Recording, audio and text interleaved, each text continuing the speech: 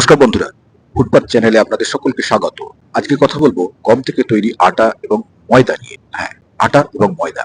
ময়দায় রয়েছে শুধুমাত্র কার্বোহাইড্রেট, যেটা কোষ্ঠকাঠিন্য এবং স্থূলতা করতে পারে। ভিটামিন, প্রোটিন, ফাইবারে সমৃদ্ধ আটা আটা ব্যবহার করুন, ময়দার ব্যবহার কমিয়ে ফেলুন। ময়দাকে মুখরোচক করার জন্য আমাদের প্রয়োজনীয় ফাইবার, খনিজ, ভিটামিন এবং উপকারী ফ্যাটকে বাদ দিয়ে দেওয়া হয় মেশিনের মাধ্যমে, প্রক্রিয়াকরণের মাধ্যমে। তবেই ময়দা সুস্বাদু হয়। আমরা ময়দাকে সাদা ধপধপে দেখি। চলুন আজকে দেখে নিই ময়দা কিভাবে তৈরি হয়। আর আটা তৈরি তো আমরা সচরাচর দেখতে পাই, তাই ময়দার প্রক্রিয়াটা দেখুন, তাহলেই বুঝে যাবেন এই আটা খাবেন না ময়দা। সেই প্রক্রিয়া আপনারা দেখতে থাকুন, আর আমি গমের উপকারিতা অর্থাৎ আটার উপকারিতাগুলো মুখে বলছি এবং লিখে দিয়ে দেখাচ্ছি। দেখতে থাকুন, মন দিয়ে বুঝে নিন। গমের আটা আমাদের স্বাস্থ্যের জন্য খুবই উপকারী। এতে প্রচুর পরিমাণে ফাইবার, প্রোটিন, ভিটামিন এবং খনিজ রয়েছে, যা শরীরের বিভিন্ন প্রয়োজনীয়তা পূরণ করে।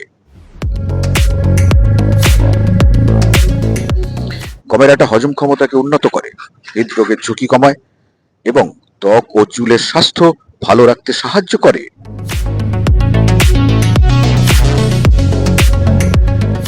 গমের আটাতে থাকা ফাইবার কোষ্ঠকাঠিন্য দূর করতে সাহায্য করে এবং হজম প্রক্রিয়াকে মজবুত করে। গমের আটা খারাপ কোলেস্টেরলের মাত্রা কমাতে এবং ভালো কোলেস্টেরলের মাত্রা বাড়াতে সাহায্য করে, যা হৃদরোগের ঝুঁকি কমায়। নিয়মিত গমের আটা খেলে রক্তে শর্করার মাত্রা নিয়ন্ত্রণে থাকে, যা ডায়াবেটিস রোগীদের জন্য খুব উপকারী। গমের আটা ফাইবার সমৃদ্ধ হওয়ায় এটি ক্ষুধা কমায় এবং ওজন নিয়ন্ত্রণে রাখতে সাহায্য করে। হ্যাঁ বন্ধুরা, গমের আটা ভিটামিন এবং খনিজ সমৃদ্ধ, যা ত্বককে উজ্জ্বল ও স্বাস্থ্যকর করে তোলে। গমের আটা শরীরে প্রয়োজনীয় কার্বোহাইড্রেট সরবরাহ করে, যা আমাদের দৈনন্দিন কাজে শক্তি যোগায়। গমের আটা একটি পুষ্টিকর খাবার, যা আমাদের সুস্থ রাখতে সাহায্য করে। এটি নিয়মিত খাদ্য তালিকায় যোগ করা উচিত। ময়দা অতিরিক্ত পরিমাণে খেলে ওজন বৃদ্ধি হতে পারে, কারণ এটি ক্যালোরি সমৃদ্ধ।